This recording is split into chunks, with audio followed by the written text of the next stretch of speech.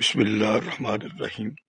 دنیا کی رونق، دولت، مال، چمک، شہرت کا نشہ، یہ سب دل کو وقتی سکون دیتے ہیں، مگر اندر سے انسان خالی ہوتا ہے۔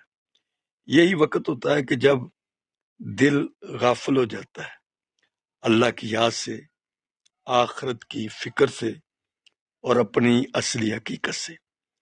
غافل دل نہ روتا ہے نہ سجدے میں جھکتا ہے۔ اگر نماز پڑھے تو دل کہیں اور بھٹک رہا ہوتا ہے۔ تلاوت قرآن مجید کرے تو الفاظ دل پر نہیں اترتے۔ غافل دل کا بڑا نقصان گناہوں کو معمولی سمجھنا ہے۔ نیکی کا ذوق مٹ جاتا ہے اور یہ دل زنگ آلودہ ہو جاتا ہے، اور جب کسی چیز کو زنگ لگ جائے تو زنگ کو اتارا بھی جا سکتا ہے۔